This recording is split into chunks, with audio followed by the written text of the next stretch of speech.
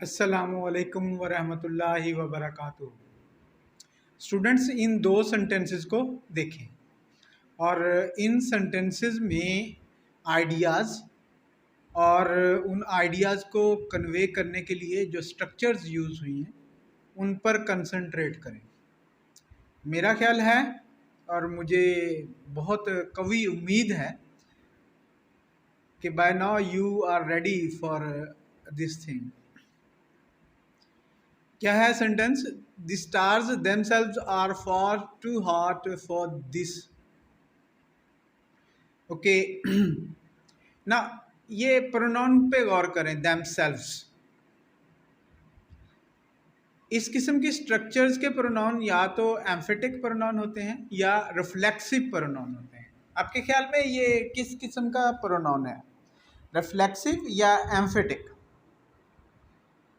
Emphatic pronoun आपको नाम से समझ आ रहा होगा कि they are used for the sake of emphasis, कि आप किसी चीज़ को स्ट्रेस करना चाहते हैं, आप एम्फेटिक प्रोनाउन यूज करते हैं। Reflexive pronoun on the other hand shows that action done by the subject recalls back on the subject. तो ये किस किस्म का प्रोनाउन है? कमेंट्स में मेंशन कीजिएगा लाजमी। एंड देन सेंटेंस का प्रेडिकेट देखें, आर वर्ब क्यों यूज हुआ है, क्वेश्चन करें अपने आप से। Far too hot for this, ठीक है, किस तरह से ये फ्रेजेस कंस्ट्रक्ट हुई हैं, गौर करें। Because when you will be thinking about these things in isolation, तो you will be picking a lot of language and a lot of rules. Next sentence देखें, वर्ब स्ट्रक्चर, जो वर्ब फ्रेज है उसकी structure पे गौर करें। We may think of them as a collection of fires scattered through space, providing warmth in surroundings where the temperature is at most some 4 degrees above the absolute zero. That is about 484 degrees of the frost on the Fahrenheit scale. इस sentence को देखें, थोड़ा lengthy sentence है और of course अब we may think principal clause है, of them as the collection of fires, a collection of fires scattered through. अब ये फायर स्कैटर्ड थ्रू स्पेस, इस नाउन फ्रेज की स्ट्रक्चर पे गौर करें कि किस तरह से राइटर ने क्या किया है। पहले एक नाउन यूज़ किया and then scattered past participle through preposition noun. तो क्या फॉर्मूला आपका बनता है?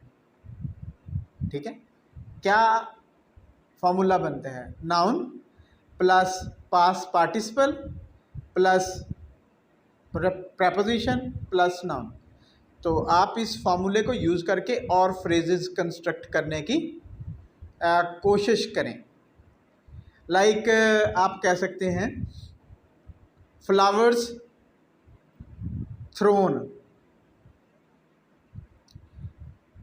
On the floor. ओके, एक फ्रेज बन गई कि फर्श पर फेंके हुए फूल। तो इस तरह की और फ्रेजेस आप कंस्ट्रक्ट करने की कोशिश करें और उनके मीनिंग देखें।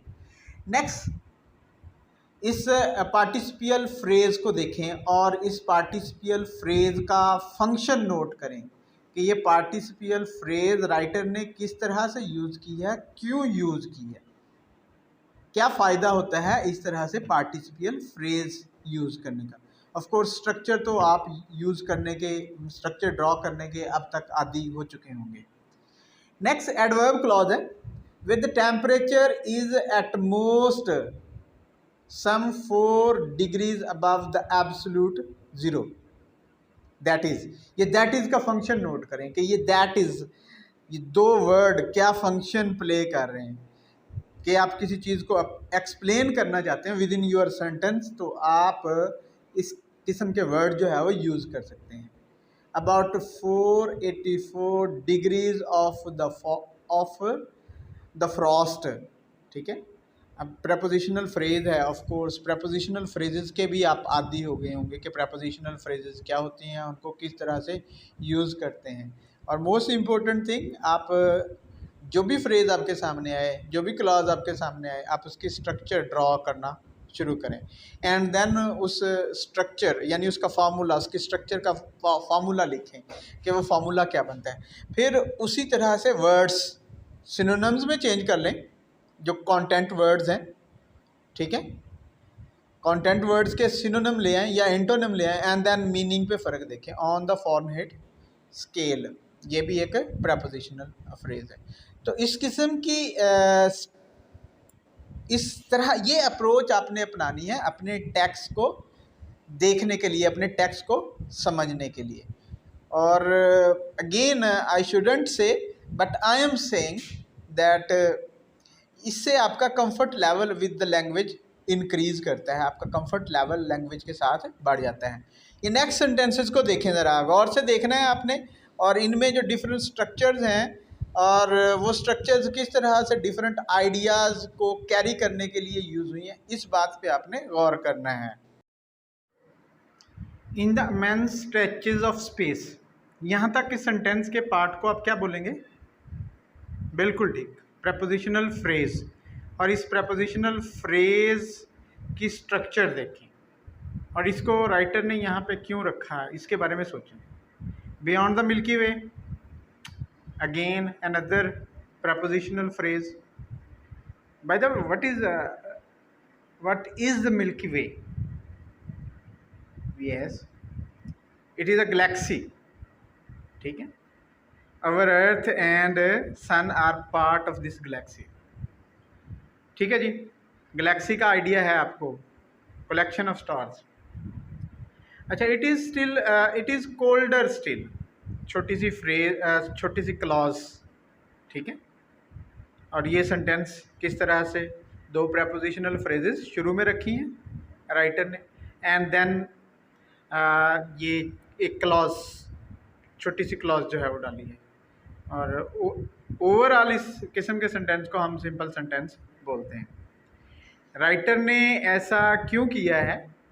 राइटर इस तरह से भी लिख सकता था, it is colder still in the immense stretches of space beyond the Milky way.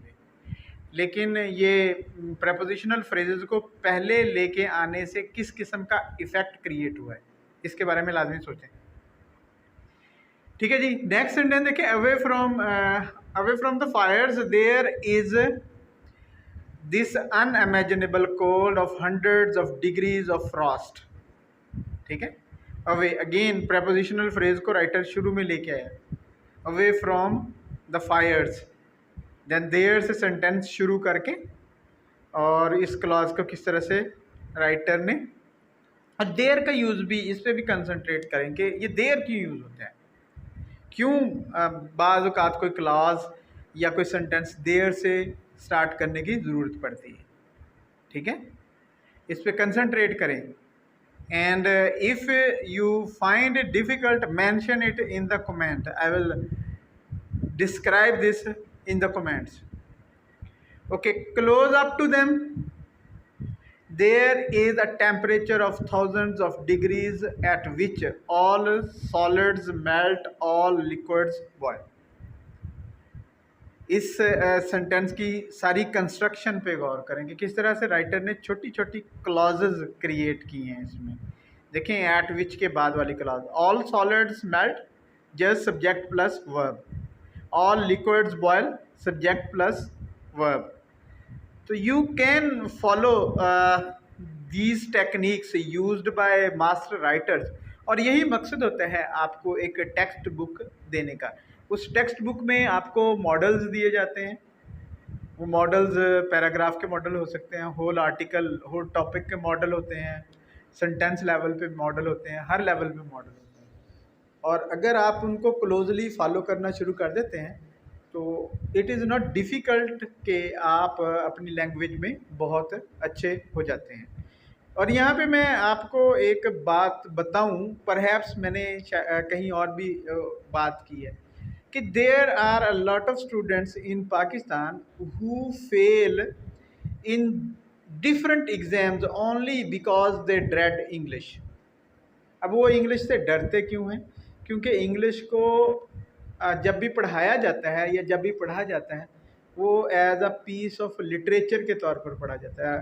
Teachers क्या करते हैं in the class, they talk about all the ideas presented in a piece of writing, in a sentence, in a paragraph, but there are very few teachers who discuss the structures as well. तो ये structures पे भी अगर आप काम करें तो आपको लगेगा कि कोई भी इंग्लिश में कुछ भी करना आपके लिए बिल्कुल भी मुश्किल नहीं है. आप समझ सकते हैं कि आप का कितना टाइम लगता है, आपकी कितनी एफर्ट लगती है in order to prepare some exam. And if you fail that exam तो आपको पता है कितनी डिसअपॉइंटमेंट होती है, कितनी फ्रस्ट्रेशन होती है.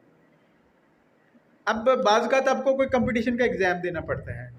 कंपटीशन के एग्ज़ाम में अगर आप फेल हो जाएं, कंपटीशन के एग्ज़ाम में अगर आप फेल हो जाएं, जो कि अक्सर स्टूडेंट्स होते हैं और वो इंग्लिश की वजह से फेल होते हैं, तो बहुत ज़्यादा डिसअपॉइंटमेंट होती है. All your confidence goes away. On the other hand, अगर आप कंपटीशन का एग्ज़ाम पास करें, जस्ट रिटन एग्ज़ाम पास करें, and even if you are unlucky that you do not get your allocation, so you do not feel that much disappointed, that much frustrated. ठीक है. पहली बात तो यह है कि अगर आप कोई कम्पिटिटिव एग्ज़ाम पास करते हैं, आपके एलोकेशन के चांसेस बहुत ज़्यादा बढ़ जाते हैं. दूसरी सूरत में क्या होता है, इसी तरह से there are large number of students who want to go.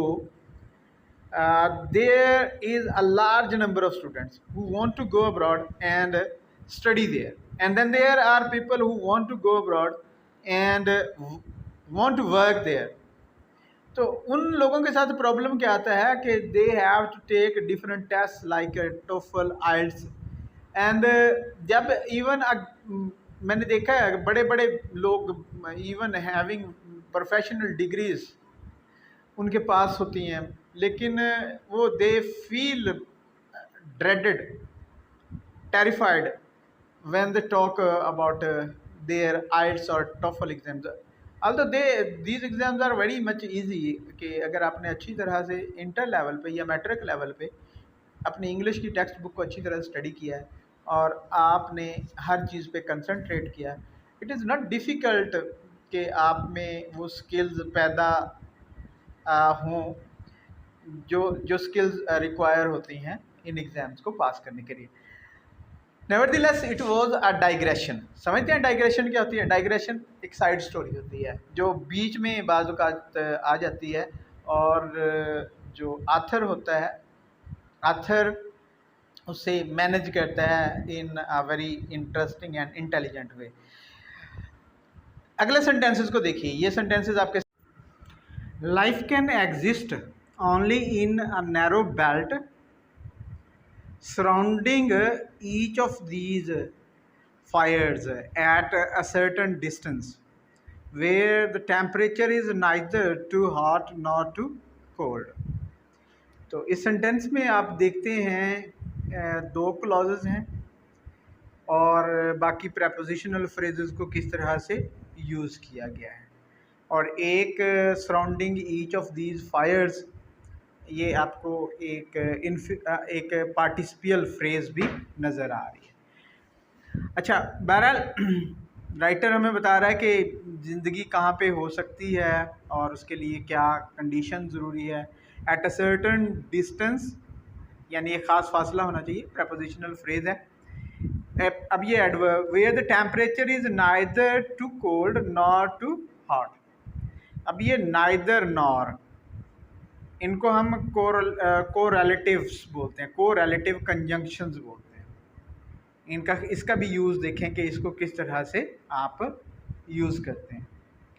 ठीक है. बहरहाल ये एक कम्प्लेक्स सेंटेंस है. इस कम्प्लेक्स सेंटेंस में राइटर ने डिफरेंट फ्रेजेस डाल के इसको और ज़्यादा लेंथी बनाया।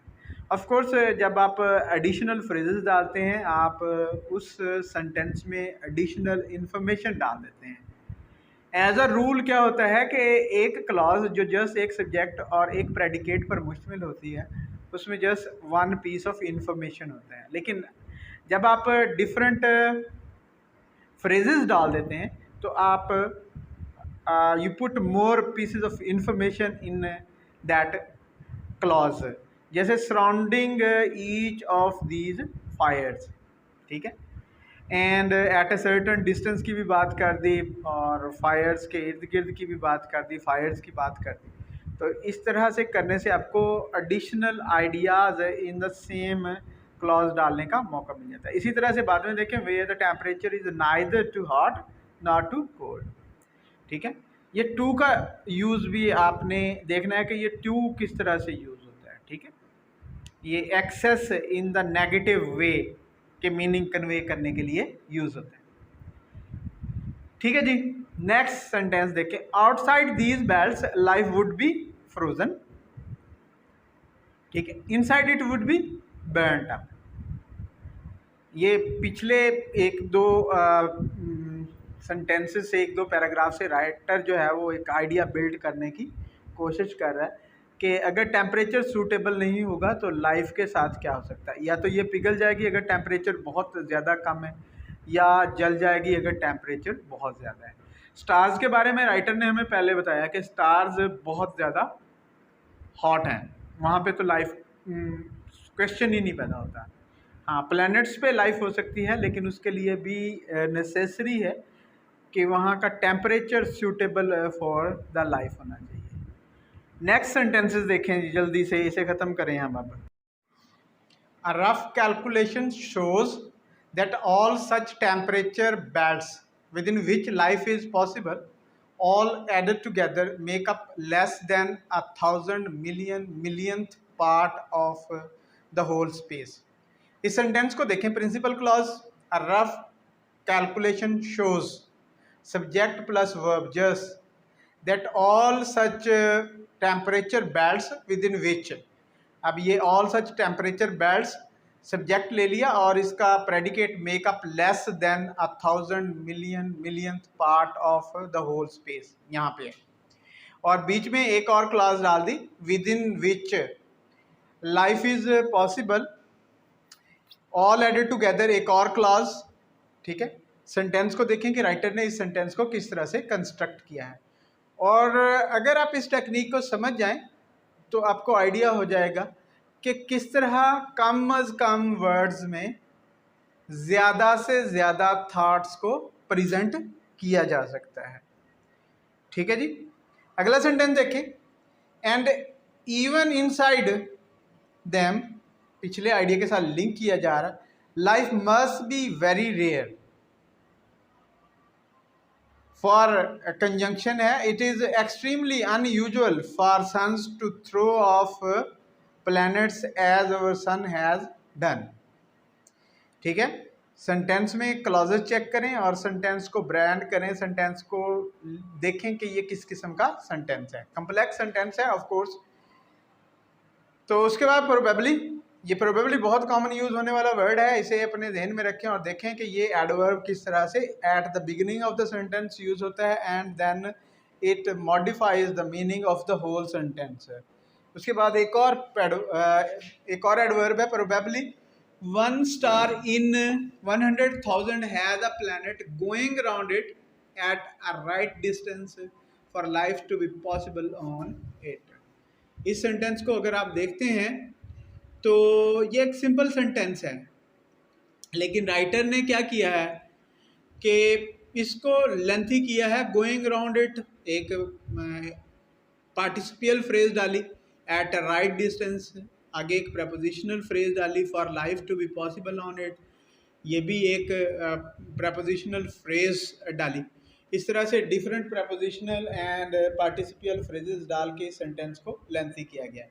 और मैंने आपको पहले बताया जब आप इस तरह से डिफरेंट फ्रेजेस डालते हैं, डिफरेंट काइंड्स ऑफ फ्रेजेस डालते हैं, आप इन द सेम सेंटेंस, जहाँ पे पॉसिबिलिटी आपके लिए ये थी कि आप जस्ट एक पीस ऑफ इंफॉर्मेशन देते हैं उसमें, आप उसमें काफ़ी ज़्यादा इंफॉर्मेशन कलेक्ट कर देते हैं। इस तरह से आपको बहुत ज़्यादा सिंपल सेंटेंसेस नहीं लिखने पड़ते। और अगर आप सिंपल सेंटेंसेस लिखेंगे, व्हाट विल हैपन, एक मोनोटनी पैदा हो जाएगी और पढ़ने वाले को बोरियत होगी, because human mind accepts more complexity. इंसान का जहन पेचीदा हो गया है, और जब आप पेचीदगी की बात करते हैं तो आपको आइडियाज़ को थोड़ा कम्प्लेक्स शेप में प्रेजेंट करना पड़ता है when you are presenting them in the written form. बहरहाल this was the first essay the dying sun. हमने इसको डिस्कस किया, हमने इसमें जो डिफरेंट आइडियाज़ राइटर ने दिए हैं उनको भी देखा कि किस तरह से हमारा यूनिवर्स, हमारी अर्थ जो है वो क्रिएट हुई, और दूसरे प्लानिटरी सिस्टम, दूसरे प्लानट जो है या होल प्लानिटरी सिस्टम वो किस तरह से पैदा हुआ। हमने ये देखा राइटर के मुताबिक कि लाइफ प्लानट पे, अर्थ पे किस तरह से हुई, और वो कौन सी कंडीशंस हैं जो लाइफ के एग्जिस्ट करने के लिए ऑन द अर्थ लाजमी हैं। और in the other universe, in other on other planets in the universe, क्या इस किस्म की कोई पॉसिबिलिटी है कि लाइफ वहाँ पे एग्जिस्ट कर सकती है या नहीं कर सकती।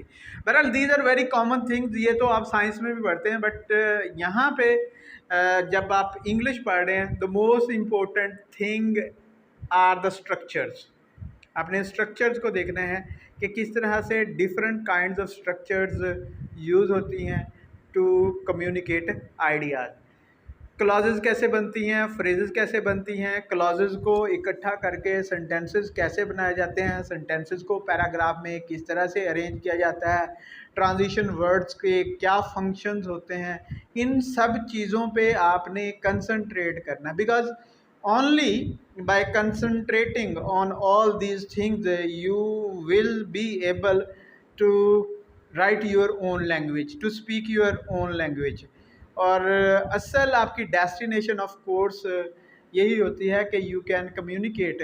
आपको चेक जब किया जाता है, दो के जो स्टैंडर्ड एग्जामिनेशन है वहाँ तो स्पोकन एंड रीडिंग भी आपकी चेक होती है, but at intermediate level just आपकी रिटन लैंग्वेज चेक होती है। But if you develop the written language as well as spoken language, तो ये आपके लिए एक एडेड एडवांटेज है, because in your real life you will be using spoken English at very crucial moments of your life, like many of your interviews, if you are hunting for if you will be hunting for some very good job, they will be in English। or if you find that you cannot speak English, or you feel that you cannot speak correct English, you cannot speak English in an impressive way, you will lose your confidence, and this is more important than anything else। Develop your skills and then practice in order to become perfect in those skills.